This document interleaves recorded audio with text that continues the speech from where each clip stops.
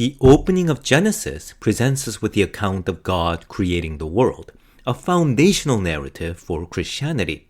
However, biblical scholars caution us that Genesis was written for people who lived 2,600 years ago or more in the ancient Middle East, and this account closely follows what people in those days believed about the world, how it was formed, and how it is structured. But if that's so, how is Genesis any more true to us now than a very influential fairy tale? Yet, I think we'll fail to recognize the significance of the powerful ideas that the opening of Genesis presents if we don't understand how the people in those days saw the world. Because that means we won't understand how these narratives are grappling with timeless foundational truths that are far larger in scope than we can imagine, insights that are just as true to us now as it was to the ancient Hebrews and will be even when we are to travel to the stars. Welcome to What Do You Mean God Speaks, where we explore important ideas, insights, and stories in Christianity for the skeptics who want to understand religion, to the Christians who have questions about their own beliefs, and everyone in between. I am Paul Sung-ho-jung, and this is our second episode of the second season, the Genesis creation account for the ancient Hebrews, us, and the E.T.s. Imagine yourself as someone living in the ancient Middle East 3,000 years ago, give or take 500 years or so, and seeing the world through their eyes. What you would see will be very different from our world. After all, we are rewinding 3,000 years of exploration and discovery. The contemporary Big Bang cosmology that explains how the universe came to be was developed during the 20th century. Our view that physical things like stone or water are made up of tiny particles we call atoms was established in the 19th century along with modern chemistry, and only after going through earlier theories of phlogiston, alchemy, and the elements. Our evolutionary accounts of life were proposed in the 1800s. Microscopic life, such as bacteria, was discovered by the early 1700s after microscopes came into use in the mid-1600s. It was in the early 1600s when we began to use telescopes to study the stars, while most people still dismissed this new idea that the Earth orbited the Sun. The first voyage that sailed around the Earth that we know of was completed in 1522, though the West has known that the Earth was spherical since the ancient Greeks calculated that from the records of travelers in faraway lands. And you, as an ancient Hebrew reading the book of Genesis, would have lived long before all of that. You and your neighboring peoples of Mesopotamia and Levant were by no means ignorant or irrational. They had the ingenuity and the skills to build the Great Pyramids and the Hanging Garden. They measured the movements of the sun, moon, and the stars with remarkable accuracy without any telescope and produced calendars that precisely predicted the seasons. Modern knowledge of the world is founded upon the insights and works of the previous generations, going back to the time of the ancient Hebrews and before. But in each generation, people held views that made the most sense to them given what they could know at the time. Here's the case in point. As far back as the medieval era or the classical Greek antiquity, philosophers and theologians, often they were the same, have proposed prototype versions of many of our modern scientific ideas, like the Big Bang, evolution, atoms, microbes, or that the Earth orbits the Sun. But back then, people dismissed these views because they outright contradicted common sense or presented no compelling reason to believe them. After all, the Earth certainly does not feel like it's moving, and we couldn't see atoms or microbes, and rats give birth to rats, not cats. And aside from the Bible, there was no reason to think that time and space didn't always exist. So, what world made sense to you as someone living in the ancient Middle East? Well, you know that if you travel far enough on land, you will reach the sea, the vast expanse of water that goes on forever as far as you can tell. You know there's water above you beyond the sky because of the rain. You know there's water deep below the earth because of groundwater and springs. So, You believe that the earth sits amidst an endless expanse of water, above, below, and around you. You believe that the water above does not fall upon you all at once because it is held up by the sky, which you think is a clear crystalline dome, and this dome has windows through which the rain falls. The earth below that sky is obviously flat, though specifically you think that the earth is a round disk like a dinner plate because of the round shadow it casts on the moon. The earth does not move, and you believe its foundations are fixed upon the waters below like enormous roots delving deep into its fathomless depths. The sun, moon, and the stars traverse across the domed sky above, following their own courses, and then go below the earth to rise from the other side. For you, the world is not made up of atoms, so water is not H2O made up of one oxygen and two hydrogen atoms. Water is an element of its own, formless, fluid, yet flowing within all moving and living things. So you believe that water is the primordial substance of all things before the world was given form. Earth is another element, a solid substance that gives form and shapes to things. Without earth, things can't hold shape. It wouldn't be anything, just formless, fluid water. And when you gaze into the sky on a clear day or night with that shining yet endless expanse stretching above you, you feel that this has to be where the powers that govern this world reside. There, a great fiery light traverses from east to west during the day, and during the night, lesser lights, the stars and the moon, move in orderly sequence. You know they have done so long before you and will do so long after, for these lights are the unchanging order of the world. But beyond the boundaries of this world is water. Waters of the sea, waters of the heavens, and far beneath the earth, beyond the lights of the sky, is the dark waters of the deep, which fully retain its primordial nature. There, you believe, great monsters dwell, the embodiment of chaos before the world. The peoples neighboring the ancient Hebrews believed that the world was born out of the battle between their gods and these great monsters of chaos that arose from the primordial waters. In Babylon, its chief god Marduk slew Tiamat, the dragon of the sea, and made the current world out of her body. In Egypt, the sun god Ra descends each night to battle with Apep, the serpent of chaos that lurks beneath the earth, before rising again in the morning to begin a new day. With all this, we can continue from where we ended in the previous episode. It is to the people living in this world that I've just been describing that the Genesis narratives were first told. It is these people that God is speaking to, and it is to their beliefs and their level of understanding that God is accommodating. But why does God accommodate to those people? If God indeed spoke to the Hebrews living in the ancient Middle East, why speak at their level of knowledge instead of correcting their views of the world? Now, I'm going to assume that you've already listened to the first season of this series, at least all the main episodes from 1 to 13, which presented the basic framework for understanding what it means to believe that God speaks. But either way, let's get into it. For Christianity, our relation to God is our relation to reality as a whole, and all of us are engaged with reality at all times. And hearing God speak in the most basic sense is this engagement. This is why every truth is God speaking. Every truth that we reach as we engage reality. Every truth that people reach in every age, whether it is people living in the biblical times or those living long before that in the Stone Ages, or us living long after that in our scientific digital age, or even those living in some distant star-faring future. So our question is too narrow. It should be, if God is speaking to everyone at all times, why does God accommodate at all to anyone? Why not correct the views of those living in the Stone Ages? Or, more to the point, why not correct our views today? Yet, there's a hard limit on how we reach any truth or even recognize something as true in any age. And it's something we've already touched on earlier in this episode. Each generation believes what makes the most sense to them based on what they can know at the time.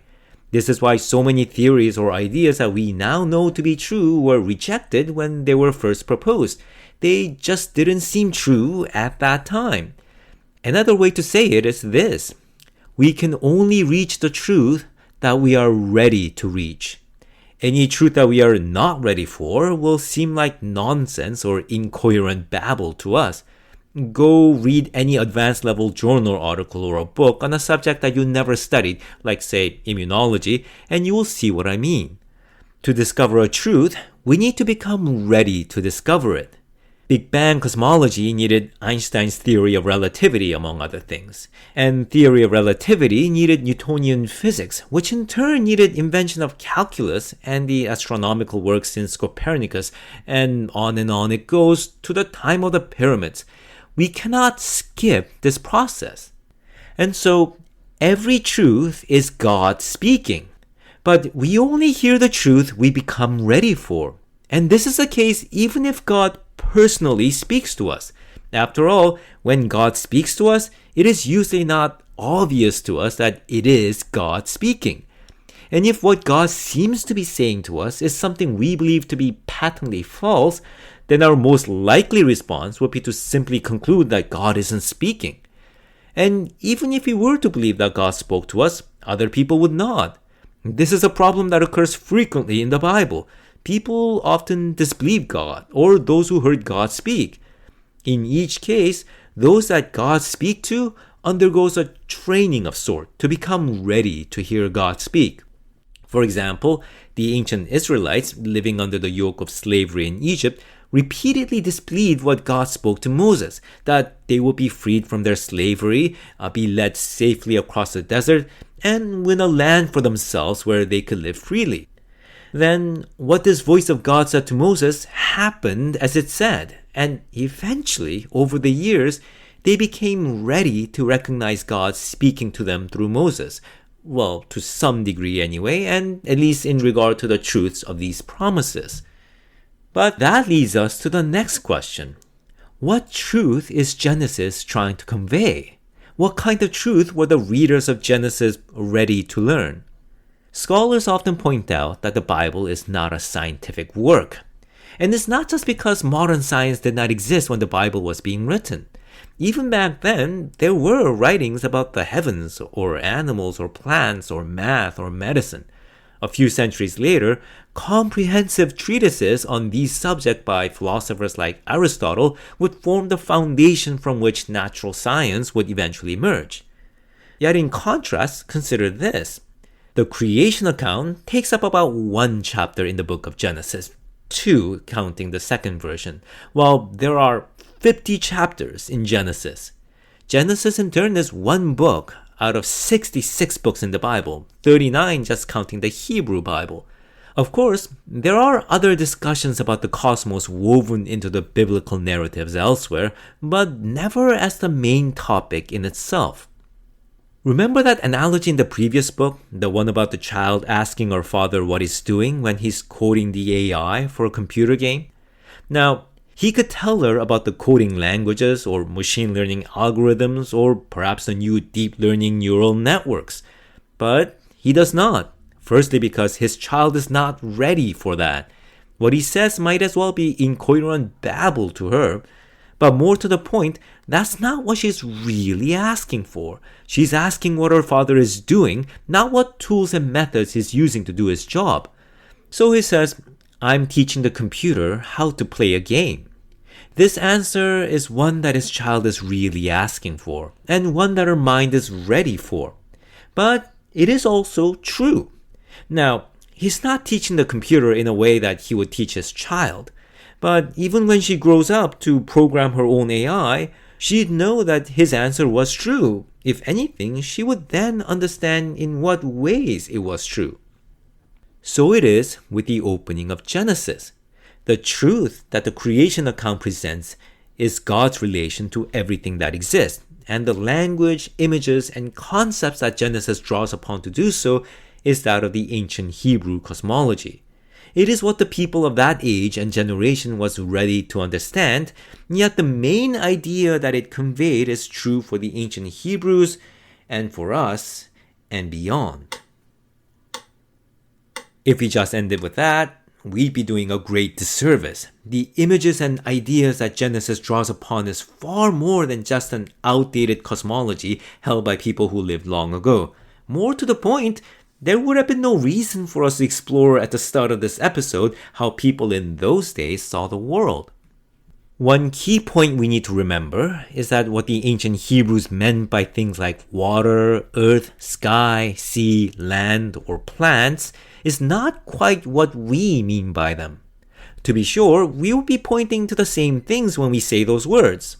For example, water would be what we'd find in rivers, lakes, and seas, and what we would drink if you're thirsty.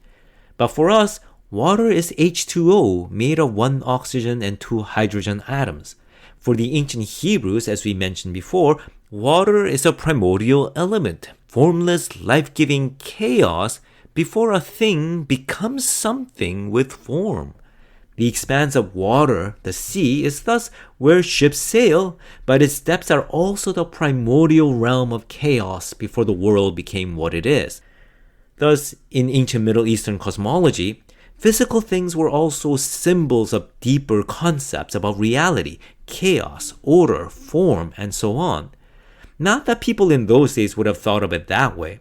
Their cosmology is from a time when physical science, philosophy, ethics, drama, and the arts were still largely one thing, whereas we live in a time where these disciplines have diverged from one another. So, back then, a physical thing could also be artistic symbol, an ethical principle, and a philosophical concept. And this is why, in later generations, when philosophy became its own discipline, Jewish and Christian thinkers revisited the Genesis account and drew from it philosophical ideas or allegories for spiritual and ethical living, as we've seen from our previous episode. See, they were parsing out different threads of ideas that had been woven together into a single strand when it was first written. But this raises an important point. If, for the ancient Hebrews, a physical thing like, say, land, represented many other related things or concepts or principles, then for Genesis to say that God created land is also to say that God created everything that land represents. So let's explore the first chapter of Genesis briefly to take a glimpse of just what that would mean. In the beginning, God created the heaven and the earth. For the ancient Hebrews, the heaven and the earth does mean the physical sky above and the ground we stand on, but it is not planet Earth. For us, Earth is a planet amidst uncountable number of stars and other planets in the universe. But for the Hebrews, there is no other world, no other heaven and earth. Their heaven and earth is all the heavens and all the earths there can ever be. This is why to say God created the heavens and the earth is more than the creation of our world, but every world there ever is. Then Genesis describes a world as formless and void, with darkness upon the fathomless depths of water, with the Spirit of God blowing upon that water. We will have to leave aside the idea of the Spirit of God for another episode. For now, we can only say it depicts the power of God's creation that is about to unfold. But what about this darkness and water? The imagery here is an abyss of water, so fathomlessly deep that there is no light. Darkness is physically an absence of light. It's not a thing in itself, but it also represents, even now, deceit or the lack of truth. This is because darkness hides things. We see and know things when there is light. In darkness, we can no longer perceive what's there. But in Genesis, there is not yet anything that darkness can hide. There is nothing there. Nothing but water, that is. But this water is not yet anything, not even water as we know it. It is an endless expanse of formlessness which is yet to become something. In our day, we'd call that possibility.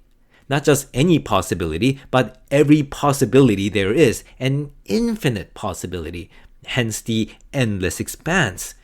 And here's where the imagery of darkness upon the water becomes important. The possibility that this primordial expanse of water represents cannot be discerned or perceived. The infinity of possibilities expand beyond the reach of what our mind can know or imagine. Trying to think about it is like peering into the fathomless abyss. Yet, it is still nothingness.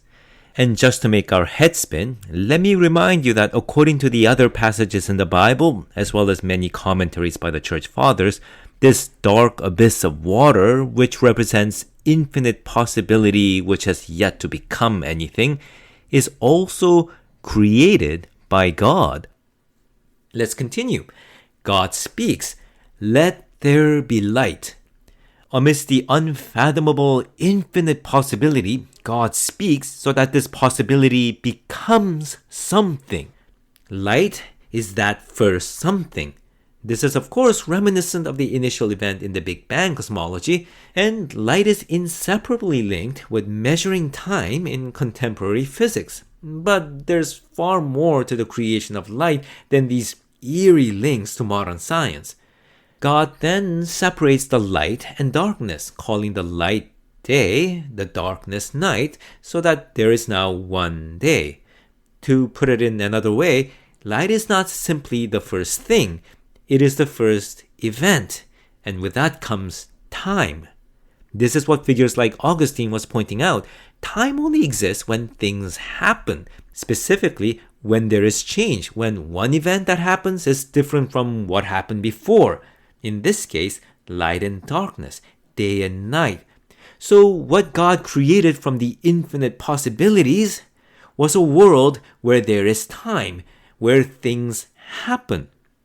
There's more. Light has represented in numerous cultures consciousness and truth. Even in our culture, someone realizing something is depicted as a light bulb turning on, and waking up from a long sleep is depicted in the first-person perspective as light in our visual field. With consciousness, things can be perceived, defined, and known. With consciousness, things exist. Thus, to create light is to create a world where things can be perceived by consciousness. On the second day, God speaks, bringing forth a sky that separates the expanse of water into below and above. This means there can now be different things at the same time, and with that comes space, physical and conceptual. God has created a new dimension to the world. It is now where things happen and different things can exist. But for the ancient Hebrews, the sky and the expanse above was different from the expanse below for another reason. Above was where the light shone and they could gaze into its boundless expanse. Below was the depths where the lights did not reach and great monsters lurked. The sky above was a realm of order, ideals, and knowledge. The fathomless depths below was a realm of chaos, fear, and the unknown. The water above is the endless possibilities that our consciousness can peer into, and the watery abyss below are the possibilities that we cannot know and the terrors we feel confronting it. Yet Genesis proclaims God created both. God speaks in both. On the third day, God speaks, and the water gathers into one place to form the sea, and the earth, the dry land, emerges. Again, earth is what has shapes and forms. If water is the primordial, formless possibility, earth is the tangible, actual world. If the sea and the sky is a realm beyond our reach, land is a realm we can grasp and touch, where we can stand on and live. Genesis proclaims that God created all these realms, and God speaks through them all. God then speaks so that earth, the realm that has form and shape, bring forth seed-bearing plants. Again, for the ancients, it isn't just plants that have seeds. They reason that all life has seed of some kind. This is why in the Bible, the descendants of human individuals are also called their seeds. The closest scientific analog in our day would be something like the DNA, but the term seed means something broader, like whatever it is that can propagate itself. Seed and seed-bearing plant and tree thus was not just the tree, but represented life itself. And what is even more interesting is that God speaks so that earth, the physical, tangible world, becomes able to bring forth life. What the opening of Genesis is narrating is the creation of the physical world as the ancient Hebrews imagined it in their cosmology. But it means much more than that, because each part of that world represents something far greater in scope. They represent, for the lack of better words, aspects of reality. They are possibility, existence, event, time, space, form, matter, life. They are chaos, order, the known, and the unknowable, things to aspire, things to fear. And the truth that Genesis was trying to convey through these ideas in ancient Hebrew cosmology was this: God created all of that. All of that is God speaking. Whatever it is, whichever aspect of reality, in whichever world, it is what God spoke and created. Any world where things happen, where different things can exist, where there are possibilities that can be realized, where things have forms or are formless, where there is life of any kind, any such world is the world in Genesis that God spoke into being. And so God speaks in every possible world, every possible realm. The boundless reaches of possibilities that you can imagine, that's the realm of God. The dark, fathomless depths of inconceivable and unknowable possibilities, that's also the realm of God. Seas and skies beyond your reach, God is there. Earth and the land that you live, and life that abounds all around you, God is there. So, whether you are in the biblical times, or in the Stone Age, or in the computer age, or zipping about in a flying saucer from outer space, the world before you is still that world of Genesis that God speaks. And this will be true for the ancient Hebrews, us, and the extraterrestrials visiting us from the other side of the universe. Thank you for listening, and please continue to support this series by following, subscribing, and sharing. And join me next time as we finish our exploration of the Genesis creation account to ask, what is the purpose of it all? And the answer may surprise you. Until then, I will be waiting here.